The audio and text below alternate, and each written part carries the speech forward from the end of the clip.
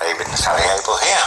As you can see, we are still in our hospital bedroom in Japan, and today is Wednesday, the 11th of March 2020. Now, purpose of this video, it's pre-recorded because what I'm going to do is explain the symptoms that we received and everything that has happened to improve our state of health, if you like, from the moment it all started to occur on board the Diamond Princess to where we are right now in hospital. We were informed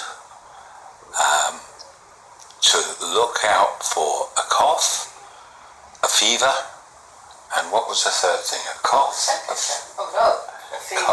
Cough and a fever. That's really annoying. Those were the two main things. And if our temperatures exceeded 37.5, to notify the medical centre on the ship. Now, we were anchored in the bay of Yokohama, so we were not permitted dockside at this point, and the ship was in quarantine. But we weren't confined to our cabins, so we could mix with other passengers, have meals for the first day. Then the Japanese health authority said all passengers, they must remain in quarantine and confined to their cabins. So that's what we did, and we were told to monitor our health to make certain that if any of the symptoms showed themselves, that we notify the medical centre. So everybody was issued with a thermometer, and this caused a lot of discussion with my videos, because I was checking our temperatures under the arm, and lots of nurses from all over the world were coming on and say, that's not correct, you're not getting an accurate reading, test under the tongue. Now, I went on to the internet and looked at the manufacturer of this thermometer, and they make 3 different styles. They all look identical, but there were 3 different ones, calibrated for where you take the temperature. So there was one that was calibrated for under the tongue, another calibrated for under the arm, and another calibrated for up the backside. Okay? So you have to know what the calibration of that thermometer is to get an accurate temperature. So ours, on the instructions, which were all in Japanese, but thank God it did have illustrations, it showed under the arm all the way through. So once that was made public knowledge, that check the calibration and where you're supposed to use it, those conversations stopped instantly. But until I had done that, the outcry worldwide from nurses, always under the tongue, always under the tongue. And they were absolutely correct, if they're using a thermometer that's calibrated for under the tongue. Now here, we have our temperature taken 4 to 5 times a day by the nurses, and every single one under the arm. Okay, so it depends on the thermometer. That's the first thing. The cough. Now, early in quarantine, we both developed a cough, and we put it down to the air conditioning on the ship, because we've done lots of cruises. I'm not trying to boast, I'm just telling you how it is. We've done lots of cruises, and virtually every single cruise we are coughing because of the air conditioning. This was quite different, because now we're confined to the cabin, so we were coughing more, but we still were putting it down to the air conditioning. And with hindsight, it was total denial. You know, we didn't recognize it for what it was. It was one of the very first signs of the coronavirus. So Sally's, it was quite a deep cough. Mine was just like a tickle in the throat, and it was that sort of cough, and it never changed. So we had the cough, without a doubt. Our temperatures, which we were taking far more than 4 times a day, You know, when you're given a thermometer and they say check 3 or 4 times a day, human nature being what it is, we were checking like every hour. It just got into our head, you know, and we were checking very, very regularly. If the temperature goes above 37.5, you call the medical centre. Well, most of the time it was well below, but there was an occasion when mine went to 37.8, and I thought, God, what do I do? Call the medic. And I went into the bathroom, had a wash, shave, came back out, retook it, and it was down 37.4. So I never bothered calling the medical centre. Now, that happened 2 or 3 times. Didn't go massive up into the 38s, but it was above the 37.5. So again, with hindsight, and hindsight's a wonderful thing, isn't it? I perhaps should have called the medical centre on the ship. Another symptom is sore throat. Did you have a sore throat? Not at all. Neither of us had a sore throat. We didn't feel unwell. We really didn't feel unwell. I did have another symptom, but didn't know it until we were leaving the ship to come to hospital. And that symptom was short of breath, because you're confined to your cabin. So I'm not walking anywhere, I'm not doing anything to exert myself, but I did have shortness of breath without any doubt at all. So the way that we understand the virus works, we fully believe that it was a common cold that opened a door to the virus with us. We had no symptoms of a cold, but we were in close proximity to somebody that had a cold. And that sort of opened the door. And I'm not pointing fingers or blaming, I'm just trying to analyse what happened to us. That then opened a door for both of us to receive the coronavirus. Coronavirus comes with many gifts. One of them was influenza, and the other was pneumonia. Now, the pneumonia is the serious one. That's what's killing a lot of people worldwide. When we contracted the pneumonia, that's when I really did start to notice a shortage of breath as we were walking off the ship. So, because I'm a diabetic and insulin dependent, we were on sort of a higher priority for the testing of the virus. And late one afternoon, 2 guys or girls came down to the cabin and said, we've come to test you both. And 4 days later, I think it was about 4 days, wasn't it? We were told the result that we were positive. So we had been positive for a number of days up to this stage. And that's when we were at our most contagious. You know, so before the test had been done, we'd got the cough, I'd had spikes in the fever, went to bed, both of us one night, quite cold, under the duvet, our bodies got warm again quickly, woke up in the morning, there was no fever, but the temperatures did spike, but only just over the 37.5. So we'd got 2 things, we'd got two of the things that are important there. One was the cough, secondly was a spike in temperature. And then for me, it was the shortage of breath, but we didn't know that until we were getting off the ship. So 4 days later, we got this result to say, yes, you're positive, and we just have to sit it out. So they said, we're going to be taking you to hospital, and it's a 6-hour journey. And the doctor that came in to explain all this and ran through, you know, our body health, as it were, at that time, I think she realised that I wasn't at all well, something that I could not see. She came in to assess whether we were capable of doing that journey. And within 12 hours, the decision was made, no, they're not going to do the 6-hour journey to hospital. it would be a 1.5 hour journey. And as we left the cabin the following morning, and all I had was my hand luggage, one hand free and pulling the bag, I was really out of breath, just walking down a straight corridor, not uphill, no incline. I was really out of breath. And when we got into the ambulance, and it was a tiny ambulance, very, very small, I could hardly breathe. Now, I'm not exaggerating this is exactly how it was.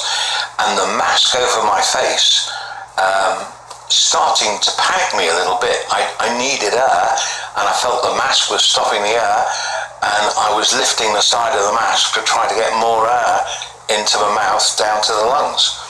Now, when we finally got to I'm not exaggerating any of this, am I? I'm really not. When we finally got to the destination, to our first hospital, which is a diagnostic hospital, of course we didn't know this, all we knew is we're being taken to hospital. Fabulous hospital, but they specialise in diagnosis. And they get us out of the ambulance, but they weren't quite ready for us in the hospital. So I'm standing there and I said to Sal, my legs are going, I'm going to pass out. And apparently my colour changed. Well, you tell it because you saw it, Sal. Oh yeah, your colour changed. You went very, very pale, parchmenty colour really. And I could see you were going to go. So I called out to somebody you needed a wheelchair, needed somewhere to sit. And that you were not feeling at all well, and they sat you back on the step of the ambulance until they got a wheelchair out to you. And you didn't walk anywhere until we got here. You didn't walk anywhere. You were pushed in a wheelchair everywhere you went because you hadn't got the strength to walk. It was terrible. I'm not going to say it was frightening. It was terrible. I felt as if every pore on my body had opened up as I was sitting on the ambulance step. They brought the wheelchair and I could hardly talk. I was so breathless I could hardly talk. And my emotions got the better of me. I was very tearful. Just couldn't understand what was going on with my body. They spent an entire day diagnosing the pair of us. It was exhausting. It was exhausting. But, we had x-rays, a CT scan, ECGs, well, in America, EKG. Blood tests. Loads. I've never seen as much blood come out of my body. Armfuls of blood. And they did every test conceivable. And within hours, the doctor brought back a printout. And it was huge. Longer than a normal A4, or what do you call it in America? You don't call it A4 paper. The long page. Can't remember what, it doesn't matter. But it was a long printout of what all the blood in our vessels and our organs were doing. Complete check of our entire body. And he put a ring round one area. Can't remember what it was, it doesn't matter, but it was to do with the respiratory system. And he said, this should be normal at 0.3. Sally's was 2.3 or 3 point something. Hers was just a little bit high. Mine was 5.3.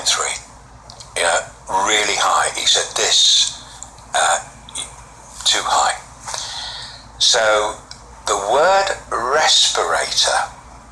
Not till this hospital. Oh, sorry. Yeah, I'm going a little bit too early. So they monitored us for 24 hours, and then the doctor came in and he said, everything that is wrong with you, you've got a common cold, yet there was no sneezing, there was no nose blowing. You've got a common cold, you've got influenza, and you've got acute pneumonia. Acute for me, mild for Sally. So he said, there is no need for any antibiotics because everything you have is viral. And when you have a viral challenge, the body heals itself, takes care of it itself. If it had been bacterial pneumonia, they would have been loading us with antibiotics. Okay? But this is viral pneumonia. So they monitored us really well for 24 hours. The nurses and the doctors were absolutely amazing. They kept us totally informed. Some of them could speak quite good English. Our Japanese is zero, I'm ashamed to say. But some of them could speak good English. Those that couldn't, they had this little gadget around their neck, and the nurses just spoke into it in Japanese, and it came out instantly in English. It was brilliant. So we could communicate very, very well. The doctor the next day came and he said, look, I'm going to refer you to a different hospital that specialises in serious diseases. There's another word. Serious infections and diseases. So, and they specialise in it. Okay, so I wasn't delighted with that news because I was very happy where we were. I'd gained a great deal of confidence in all of the staff, and to consider being moved, I wasn't looking forward to it, but we were. And it was about an hour's journey in the ambulance. Not even that far, it was less than as we left, as we were leaving that first hospital, I'm in the wheelchair, and I turned to say to the two nurses that came down, the doctor and the nurses came to say goodbye to us, and I thanked the nurses for taking care of us. I was a little bit emotional, and they've got the visors and the masks and all the rest of it, so they can't get to their eyes very easily. Well, you tell them, Sal, you tell them. Well, they were stood next to me, behind him, and the pair of them had tears rolling down their faces, and grief, do they think we're going to die? I think they probably thought I might. I do, because Sally thought it. She thought that I was going to be put into a coffin and brought home in a box. She really did. And again, not over-exaggerating this is how it really was. So we arrived at the next hospital, they had a wheelchair ready, wheeled us in, but they wheeled us into this very strange room. Emergency room. It was the emergency room. All grey walls, very cold in its ambience, if you like. Two very, very thin gurney beds. Yeah, and we were laying down for 4 hours. We were laying down in ER for 4 hours, and every minute of those 4 hours were being worked on. So what I should have said, and I've forgotten, the doctor who'd been taking care of us, lovely man, oh, he really was.